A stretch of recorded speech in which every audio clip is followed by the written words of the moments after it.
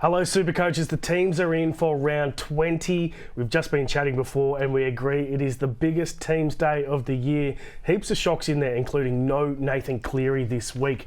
We've got a massive panel. Matty Ricks is here from the SC Ballrs for his debut. How are you travelling, mate? What are your thoughts on these teams? Good, mate. It's certainly a big TLT. Travelling well, team's in good shape, currently in 6th overall. 6th overall, that's nuts. So, yeah, it's the starting to feel the pressure now, getting up a bit dizzy. But, yeah, team's going well. I bought Cleary last week, so a bit shattered to see him out of the side this week. And the Whisperer is back again. Good to see you on. What are your thoughts this week? Like the England cricket team, I'm morally in 6th. Yeah. In spirit. Mate, what a team list. It's been absolutely mental. A roller coaster of emotions with Cleary, and we'll talk on him plenty. Well, let's do it. Biggest team takeaway. I'll start with you, Matty. Mate, it's got to be Paps out again. This mystery calf tightness just keeps lingering. Nick Meaney in the fullback jersey again. Very happy to see that. Is he a pot option still?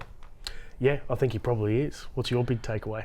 The roller coaster of Nathan Cleatry, from the origin low to playing, then off the bench to scoring 80 odd to now not playing at all. It's very, very hit and miss, and you got to feel for owners. For me, it's the Chad being back.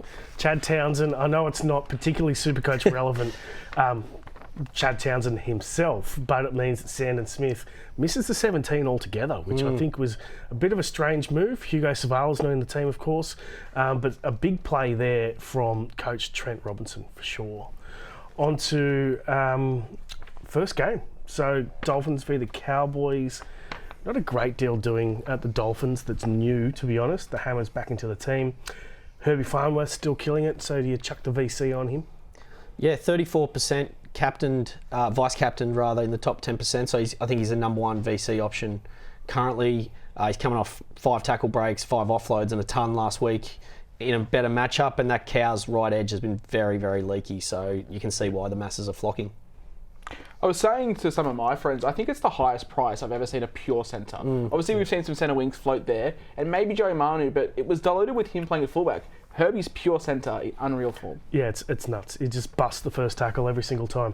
On to the Cowboys. Again, not a great deal doing SuperCoach-wise. I got McLean out. Drinkwater, do we chuck the VC on him at Suncorp Stadium this weekend against the Finns, who can concede some points? Yeah, he's been playing unreal, obviously, north of the border. I want to highlight Griffin Neame. Played 70 minutes last week. Don't know if it's an option, but just a weird little rotation there from Todd Payton. But Drinky, as like Herbie, has killed me as a non-owner, and be definitely watching him behind my couch. I think Drinky's a sleeper VC option in a good matchup. Finns are still a team to target, I think, with all their injuries. The one thing I will say is with Jackson Purdue at 5'8", Drinky is well down on his season average. He's averaging 57 when Purdue is at 5'8", as opposed to 93 when Purdue is not at 5'8", so it's a big difference. Good call from the 6th place SuperCoach this year. On to Sharkies v the Roosters. So no changes at the Sharks. Some SuperCoaches were hoping that Hiroti would be back. That hasn't happened. Adam Fanua-Blake, though, 10th most sold player. 5-round average of 58, which is down for him. It's still pretty damn good, but it's down for him. Would you be selling Adam Fanua-Blake? Picked up a knee knock last week from all reports. Also had the death of his grandfather as well, which wasn't mentioned in the media, but almost like a father figure to him. Happy to forego that, give another week. Proven gun. I've got way more pressing issues. I don't know about you, but Adam Fanua-Blake's not one of them. No, I think him and Tarpany are those sort of 3rd, 4th front rowers that I would be holding at this stage. I wouldn't be surprised to see Fanua-Blake bounce back to form. Blake Brayley. So obviously everyone was getting on Connor Watson or Harry Grant last week. Did we just miss a trick here with Brayley, though? Yeah, I love the role Blake Brayley's playing now for Cronulla. He's doing a lot more getting out sideways out of the ruck, looking for Nico Hines on the charge. We saw Nico set up Nico for 2 try assists, so I love the role. I think he can match or better those guys. So as a pot option, I wouldn't be surprised if he's the top hooker from here on out. Does have a really tricky buy in 25. That's the one thing to contend with, especially if you are running a Riley Smith or a Sandon Smith or even a Kalani Going as sort of your hooker number 2. But as Matt Rick said, it's an unbelievable role. You can see it clearly in the scores. It goes from mid-50s to 80s plus and 100 last week. Yep. On to the Roosters. So the Chad is back, as I mentioned, which means those who sold Sandon Smith are vindicated, and he is a popular sell again this week. So absolutely go for that. Angus Crichton is the guy who I had been waiting until after Origin to bring into my team. I've got the perfect opportunity to do it this week with Dylan Lucas injured. But is Crichton that good? I'm not doing it. I've backflipped on Crichton. I think I'm not going to go there. I ran a poll over on social media with 4 2RFs with very similar numbers, and I put their ownership percentages. Crichton was the lowest voter on who people would prefer. And it was actually, some other surprising names that topped him out. So maybe it's not. Maybe we're just thinking of Crichton of years gone by. I think the price on Crichton is still right. My contention with him is, are there just some slightly better options? The 2RF is really hard. I think you can throw a blanket over all these premium options. Onto the Panthers. So, big news here. Massive news. No Cleary. They've got a tight turnaround, so I assume it's just for him to rest up because Isaiah Yeo is out as well. Plus, they are playing the Rabbitohs, so they obviously don't really care about the wooden spoon-bound Rabbitohs, which I didn't think we'd be saying earlier this season. So, Nathan Cleary is the most popular buy this week. You have to reverse that trade, obviously, but is he an option down the track, even if not kicking goals? Yeah, I think... I was all prepared to say I think Cleary's a great option in the flex this week with Hughes' matchup. I think given that he's resting now, obviously we can give him another week, see how Hughes gets on. He's coming off a good score. He's got the great matchup. His draw starts getting a bit tougher. I'd be just week by week with Cleary at this stage. Yeah, like Matt said, I think he had a brilliant 4-week stretch off the bench last week. People didn't jump on. Not playing this week. It's then 2 okay games, then it's quite a tough head-to-head final. So maybe if it's not Cleary this week, maybe it's, and dare I say it, it's not Cleary at all. Well, I mean, the other factor here is that you've got Dylan Edwards, who is kicking goals now with Cleary carrying his injury. Will Alamotti kick? Will Edwards kick? I mean, Edwards kicked on the weekend. So, I mean, we don't actually know. But my point is Dylan Edwards a good purchase for this week? And I can swing him, so I can get Dylan Lucas out, Dylan Edwards in at flex, which I'm tending towards. Not even with Lucas, though. You've got a man with a blonde mullet who has this mysterious niggling calf tightness that it's probably the easiest trade that you could make this week. And we've seen the role for Edwards really develop over the last 2 years, playing much, much more second receiver, which is unreal, especially hitting Cleary on that right-hand side. So if he is goal kicking, it's just even more icing on the cake. But even without it, I'm very, very keen on Edwards. I think the role for Edwards, we saw last year when Cleary was out, that was when he really shone. And I think we'll see that again this weekend. If he's got the goal kicking, added bonus. I'm not sure beyond that, though. Is he the best option as your third fullback in the flex? We get Walsh with great matchups next week. We get Trell as well with great matchups from next week. So it's really, really tricky. So it's a bit of forward planning needed. Onto the Rabbitohs. So, I mean, not a great deal doing there from a SuperCoach perspective, except you mentioned him just before, Latrell Mitchell. Is he a genuine option for the run home? Yes, but not this week. Matchup too hard. And yeah, I'd be looking. I'm going to look very hard at Latrell next week. Also performs much worse without Cody Walker, which probably segues into the next point. His season is over. South season with that is probably all but done. So it's maybe a one-man troll show, but I couldn't begrudge you for fading him. Wayne Bennett getting the wooden spoon. Who would have thought? Yeah. Onto the Raiders v the Eels. So at the Raiders, not a great deal of teams action there, but you've got Hudson Young, second most purchased player, but I think there's a few issues surrounding him. You've got that groin issue that he got rested for before the final Origin game. Plus, you got that bye in round 24. Finals are obviously a huge thing for SuperCoaches right now, particularly head-to-head finals. What are your thoughts? I know you guys have got a whole bunch of things going for finals at the moment. We do. We got the Run Home Challenge, which starts this week, so it closes on Monday when the round 20 lockout happens. So you can sign up at baller.live, $7,000 worth of cash prizes. Can't wait to get stuck into it. We've got heaps of SuperCoaches in there already. Just on Hudson, you're right, Tom, there are a lot of red flags, but he's that big upside option that SuperCoaches are looking for at this time of year. He also could be exposed to Ricky Roulette, which we know he could get a rest, especially if the Raiders have top 2 locked up. Yeah, I feel that he's probably done his best work already this season, and I know he's right up there with the best averaging guys, certainly in the position and in all positions. But for me, I think I'd be going for someone else. Simi Sasagi, Matty Nicholson's back very soon, Zach Hosking, Hudson Young. Like, it's for once that I can remember in the last couple of years, the Raiders are very, very deep at forwards, which is unreal for their run home, but maybe not so good for Hudson Young. And at mid 700Ks, it's a big price to pay with not 100% certainty. You mentioned him before, but Kyo Weeks, this is your, like, he's the 4th most purchased player this week. This is your chance to gloat and tell everyone that I was wrong and you were right. Oh, yes. I remember being in this very seat 2 weeks ago and one Wilson Smith and Tom Sangster both snide and snickered at the thought of Kyo Weeks as a purchase, only to score 150 later. Of course, in flow of my season, I give unreal advice and not buy him myself, which is probably going to be on my tombstone. I can't get around it now. Yeah. Funnily enough, I think with the price being where it's at, we know that he's very much rocks or diamonds. Thankfully, we got a lot of diamonds 2 weeks ago, but I think the price is just probably a bit more than what I want to pay. Low 400s, I was okay taking the gamble, but mid 5s, I'm a little bit... Yeah, it's still a punt for sure, but I wouldn't be surprised to see him stay on fire basically through. They've got a great run, Canberra. So if you like it as a pod option, I wouldn't be afraid to go it, but it's not for me. Yeah, I can't do it at the price, that's for sure. And I'll point out that Wilso is a Sea Eagles fan, and he is still burnt from Kyo Weeks leaving the Sea Eagles. So he had a biased opinion. I can't claim any of that. On to the Eels. So obviously Dylan Brown not there at all. Played hooker last week.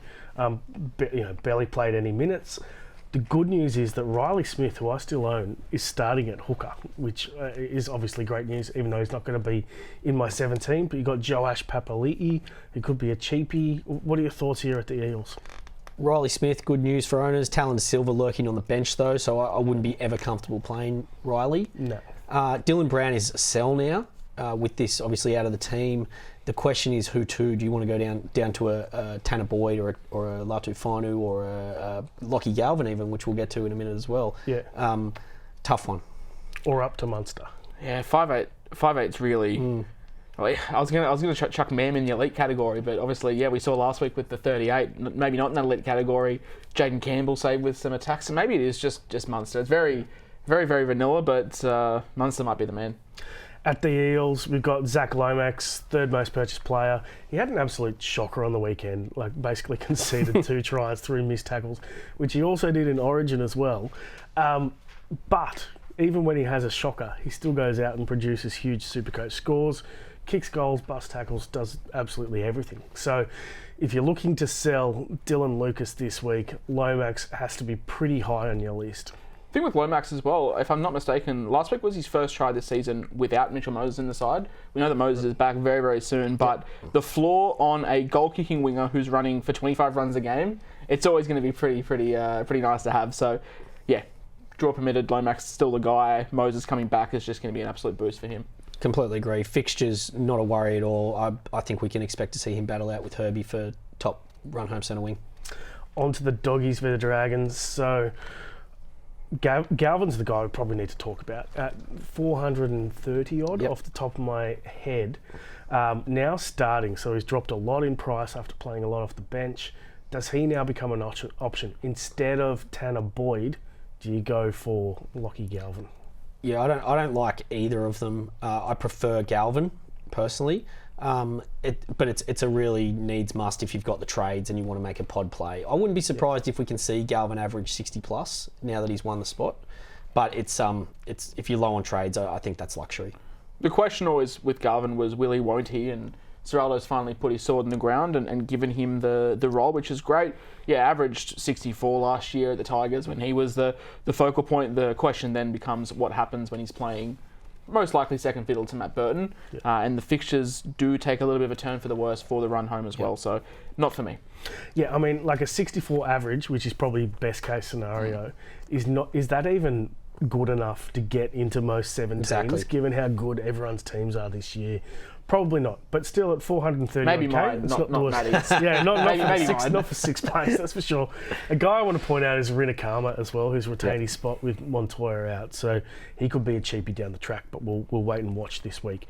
Val Holmes at my Dragons, 6th most purchased player. I tell you what, he can kick goals like a demon for the Queensland team, and then he gets to Wynn Stadium and can't slot a single Very thing. windy down there, mate. It is, yeah. And well, he was saying that the advertising hoardings are too close, so he can't get a proper run up as well.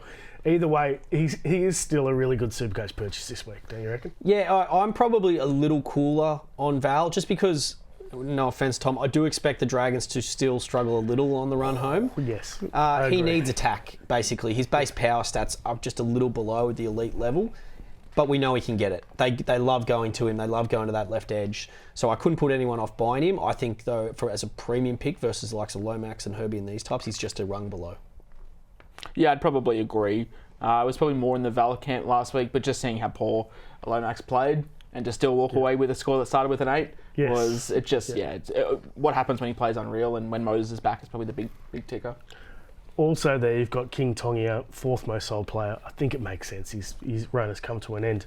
Storm v the Sea Eagles at the Storm. No Pappenhausen, as we mentioned. So, do you see a situation where you could hold Ryan Pappenhausen? Put it that way.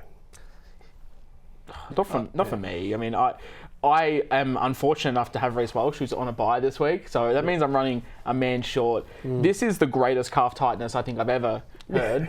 Shout out to NRL Physio, who also said calf tightness is about a 1 week thing, so this is much, much more than that. Yeah. I think the uncertainty with Paps, we know that he's got lower limb issues. Is he definitely going to goal kick when he comes back? Not sure. So Is he coming back? Is he coming back at all? Exactly. So for me, he's a sell. As soon as he picked up this injury, I sold, which I'm pretty happy about. It was a split-second decision when it came through on late mail. I'm happy I did, that's for sure. Yeah, I sold 2 last week, and I wouldn't put off anyone selling this week. I really think, and we'll get to Turbo in a minute, but I really think you need those 2 halfback, 2 fullbacks and flex position. They need to be all studs now. Well, let's do Tommy Turbo, because I was keen on him at the start of the week. Then had a look at his fixtures coming up, and they're about the 4 worst fixtures you could get. Shocking month. It's a really bad month, but then his final month is actually really good. It is. There was some chat he'd go back to fullback, but still at centre this week.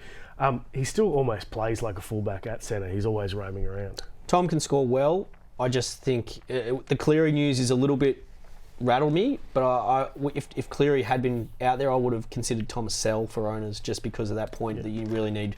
You need guys averaging probably 80+ points in those positions. It's a little bit trickier now, but I wouldn't be surprised to see Tom still do well. Yeah, I'm probably wouldn't be shocked if we see Tom finish the season at centre. I think Lehigh's been good. Manly have been relatively good. It'll come down to their draw because they've got a couple of tough games. But yeah, for me, it's probably not. I want my premium fullbacks to be playing fullback. Yeah. On to the West Tigers. So Taylor May is back in the NRL, only 430 odd K, so he could be an option down the track. His brother Terrell, 3-round average of only 75. Only. What's doing?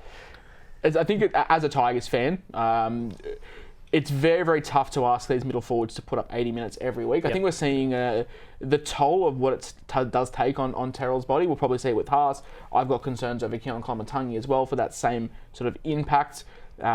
Look, not 1 minute saying he's a sell if he's only averaging 75, but probably does take the